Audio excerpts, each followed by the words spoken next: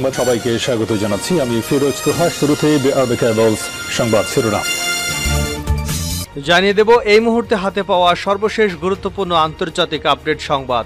Iran Israel ফিলিস্তিনি ত্রিমুখী যুদ্ধ চলছে। শুরুতেই থাকছে ইসরায়েলি রক্তপিপাসুদের বিরুদ্ধে বিশ্বব্যাপী পদক্ষেপের আহ্বান এরদোয়ানের। দখলদার ইসরায়েলের রক্তপিপাসু এবং ফিলিস্তিনিদের উপর নিয়মতান্ত্রিক নিপীড়ন বন্ধ করার জন্য আন্তর্জাতিক পদক্ষেপের আহ্বান জানিয়েছেন তুরস্কের প্রেসিডেন্ট রিসেপ তাইপ এরদোয়ান।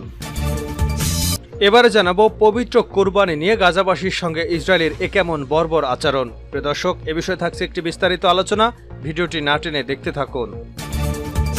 জানাবো চীনে বন্যা, ভূমিধসে নিহত 5, নিখোঁজ 15। ব্যাপক বর্ষণ এবং তার ফলে সৃষ্ট বন্যা ও ভূমিধসে চীনের দক্ষিণাঞ্চলীয় প্রদেশ গুয়াংডং এর মেইঝই শহরে নিহত হয়েছে 5 জন এবং এখনও নিখোঁজ রয়েছেন অন্তত 15 জন। সোমবার এ তথ্য নিশ্চিত করেছে চীনের রাষ্ট্রায়ত্ত সংবাদ মাধ্যম সিসিটিভি।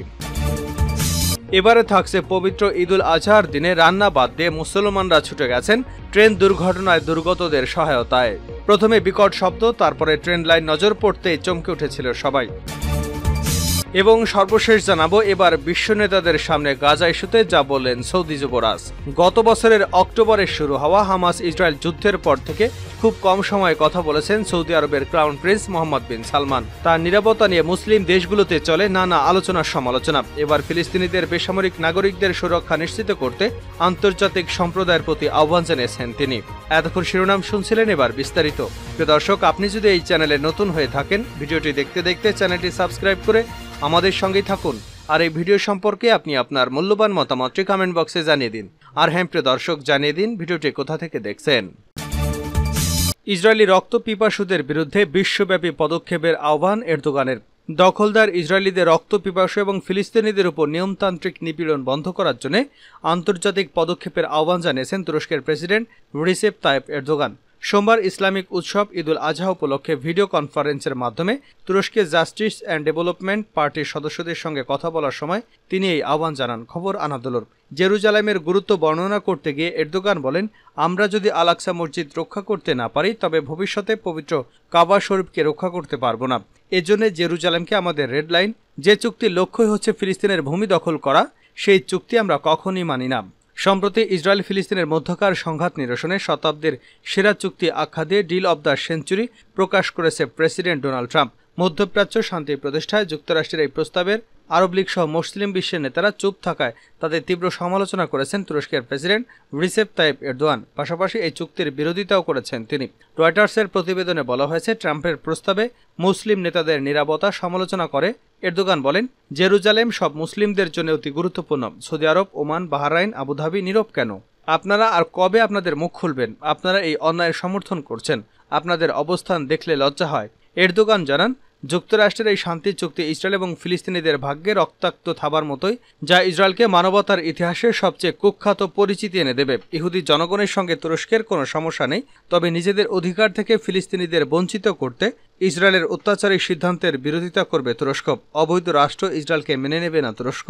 তিনি বলেন, আমরা গাজার পাশাপাশি ইসলামিক বিশ্বের অন্যান্য কোণায় যে ট্র্যাজেডি ঘটেছে সেই সম্পর্কে আমরা চুপ থাকছি না। সুদানে 1 বছরেরও বেশি সময় ধরে চলমান ভ্রাতৃত্বের সংঘাতের অবসান ঘটাতে আমাদের প্রচেষ্টা অব্যাহত রয়েছে। লিবিয়া থেকে সোমালিয়া, আফগানিস্তান থেকে ইয়েমেন, যেখানেই সমস্যা, অস্থিতিশীলতা বা ট্র্যাজেডি, সেখানে আমরা নির্যাতিতদের সাহায্যে ছুটে গেছি। কোরবানি নিয়ে গাজাবাসীর সঙ্গে ইসরায়েলের এ কেমন আচরণ? গাজায় টানা 8 মাস ধরে চলা ইসরায়েলি আক্রমণে মানুষের পাশাপাশি প্রাণ হারিয়েছে বহু গবাদি পশু, অনাহারে মারা গেছে আরও অনেক। এর ফলে চলতি বছরে ফিলিস্তিনিদের কোরবানির পশুর তীব্র আকাল ছিল। ঈদুল আজহাকে সামনে রেখে যত সংখ্যক কোরবানির পশু অবশিষ্ট ছিল তা ছিল প্রয়োজনের তুলনায় একেবারে অপ্রতুল্য। একটি পশুর দামও ছিল অতীতের তুলনায় অনেক গুণ বেশি। অবস্থায় গাজাবাসীর জন্য একটি সমাধানই ছিল, সেটি হচ্ছে গাজার বাইরে থেকে পশু আমদানি করা। কিন্তু ধর্মীয় এই কর্তব্য পালনেও গাজার মুসলমানদের জন্য বাধা হয়ে দাঁড়িয়েছিল ইসরায়েল। দেশটি গাজার সব কয়েকটি সীমান্ত ক্রসিং বন্ধ করে দিয়ে কোরবানির পশু প্রবেশে বাধা সৃষ্টি করেছে। ফলে ঈদুল আজহার প্রধানতম কাজ পশু কোরবানিও ঠিকভাবে করতে পারেনি অবরুদ্ধ গাজা উপত্যকার বাসিন্দারা। গাজার মিডিয়া অফিস জানিয়েছে, কোরবানির পশু প্রবেশের উপর ইসরায়েলের নিষেধাজ্ঞার কারণে ঈদুল আজহা উদযাপন এবং ইসলামী ধর্মীয় অনুশীলনের অংশ হিসেবে কোরবানি করার সুযোগ থেকে এবার বঞ্চিত হয়েছে কয়েক হাজার পরিবার। এক বিবৃতিতে গাজা কর্তৃপক্ষ বলেছে, দখলদার বাহিনী নতুন একটি অপরাধ করেছে। তারা রাফা সীমান্ত ক্রসিং দখল এবং বন্ধ করা সহ গাজা উপত্যকার সবগুলো ক্রসিং বন্ধ করে কুরবানির পশু প্রবেশে বাধা দিয়েছে। এটি মানবাধিকারের সুস্পষ্ট লঙ্ঘন এবং মানবাধিকার ও ইসলামী মূল্যবোধের প্রতি পুরোপুরি অবজ্ঞা বলেও উল্লেখ করেছে গাজার মিডিয়া অফিস। ইসলাম এবং ফিলিস্তিনি জনগণের বিরুদ্ধে এই অপরাধ অব্যাহত রাখার জন্য সম্পূর্ণরূপে ইসরায়েল এবং মার্কিন প্রশাসনকে দায়ী করেছে গাজার মিডিয়া অফিস।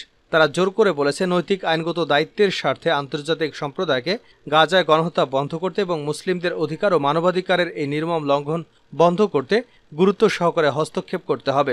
গত বছরের অক্টোবর থেকে পর্যন্ত গাজায় ইসরায়েলের বর্বর হামলায় 37,000-এরও বেশি ফিলিস্তিনি নিহত হয়েছেন, যাদের অধিকাংশই নারী ও শিশু। আহত হয়েছেন আরও 85,000-এরও বেশি মানুষ। টানা 8 মাস ধরে চলা ইসরায়েলি আক্রমণে খাদ্য, বিশুদ্ধ পানি এবং ওষুধের তীব্র ঘাটতিতে ভুগছে গাজার লাখো মানুষ। চীনে বন্যা ভূমিধসে নিহত 5, নিখোঁজ 15। ব্যাপক বর্ষণ এবং তার ফলে সৃষ্ট বন্যা ভূমিধসে চীনের দক্ষিণাঞ্চলীয় প্রদেশ গুয়াংডংয়ের মেইজং শহরে নিহত হয়েছে 5 জন এবং এখনও নিখোঁজ রয়েছেন অন্তত 15 জন। সোমবার এ তথ্য নিশ্চিত করেছে চীনের রাষ্ট্রায়ত্ত সংবাদ মাধ্যম সিসিটিভি। এছাড়া বন্যা ভূমিধসের ফলে জঞ্জাল ও স্তূপের তলায় আটকে পড়েছে অন্তত 13 জন মানুষ। তাদের সর্বশেষ অবস্থার সম্পর্কে এখনও কোনো তথ্য পাওয়া যায়নি। ঘনবসতিপূর্ণ গুয়াংডং প্রদেশে রোববার থেকে শুরু হয় বর্ষণ।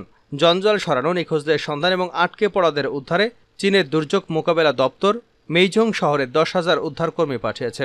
গত এক সপ্তাহেরও বেশি সময় ধরে চরম প্রতিকূল আবহাওয়া সহ্য করেছে চীনের লোকজন। ব্যাপক তাপপ্রবাহে পড়ছে দেশটির উত্তরাঞ্চলীয় প্রদেশগুলো।